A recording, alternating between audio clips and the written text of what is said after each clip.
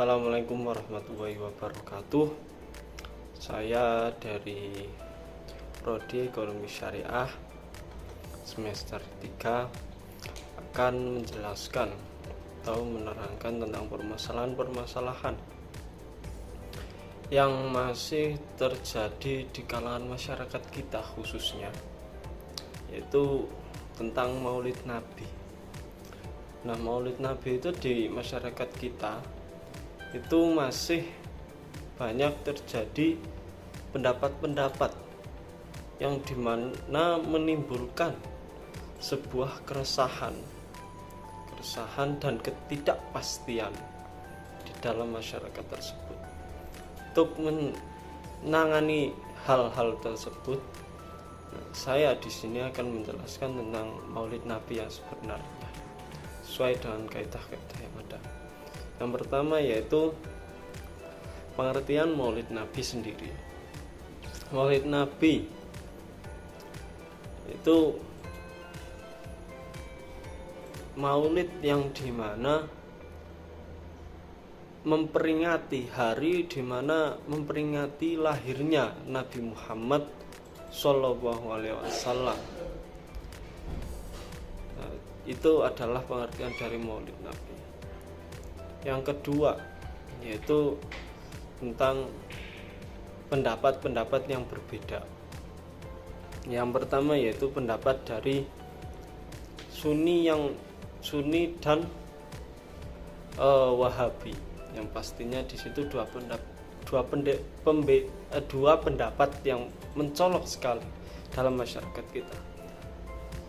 Yang pertama yaitu Sunni di dalam hukum Maulid.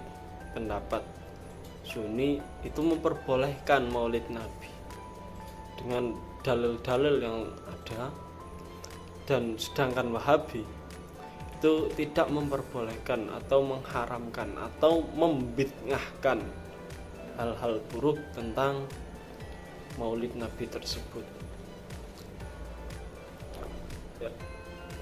Dalam Maulid Nabi sendiri itu khususnya yang di dalamnya terdapat beberapa acara.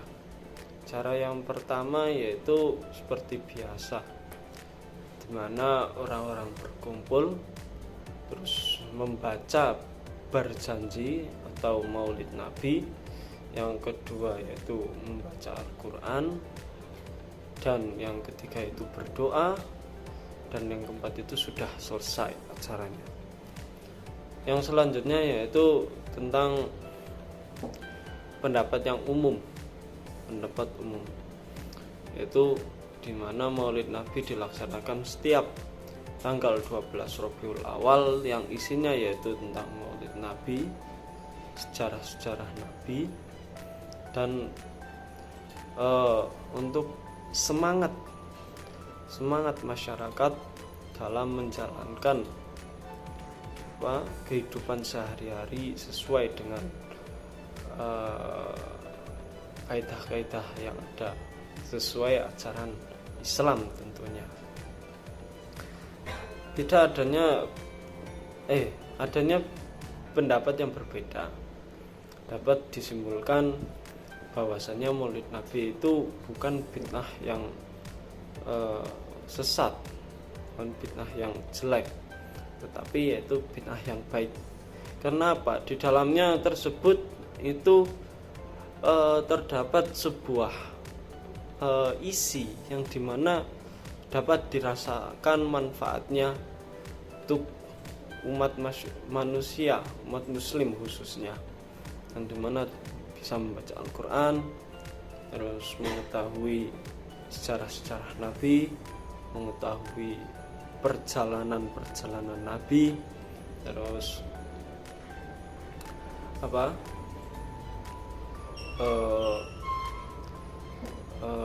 hikmah yang ada dalam perjalanan Nabi tersebut, yang dimana dapat memperkuat iman kita sebagai umat muslim yang ikut kepada sunnah Nabi kita tersebut.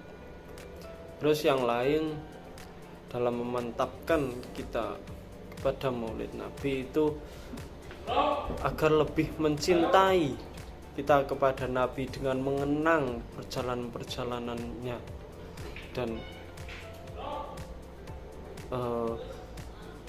mengenang perjalanan-perjalanannya serta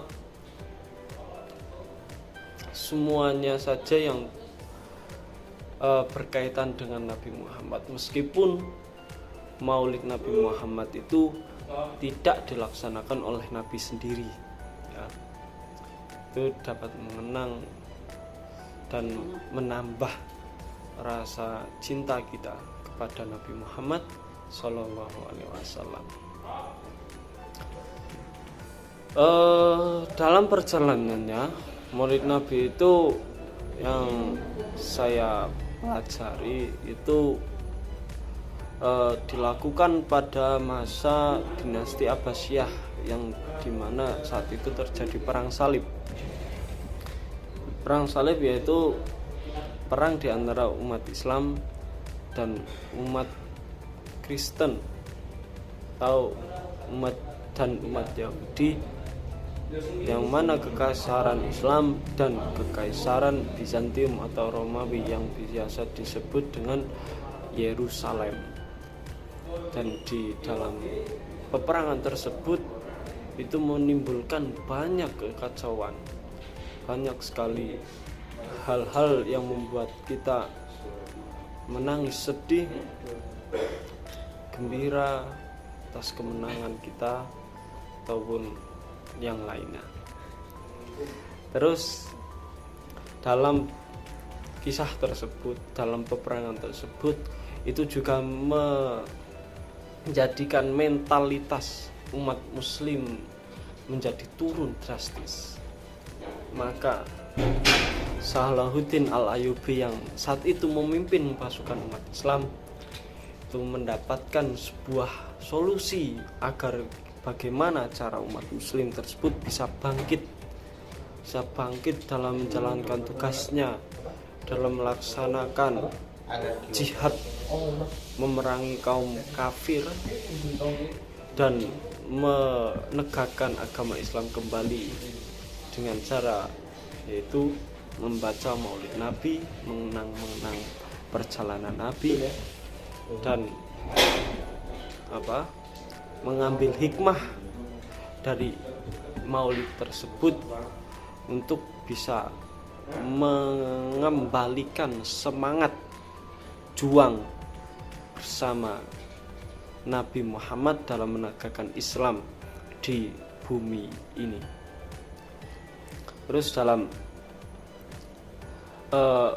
sejarahnya lagi, Maulid Nabi turun temurun sampai kepada pada tanah Indonesia, khususnya tanah Jawa.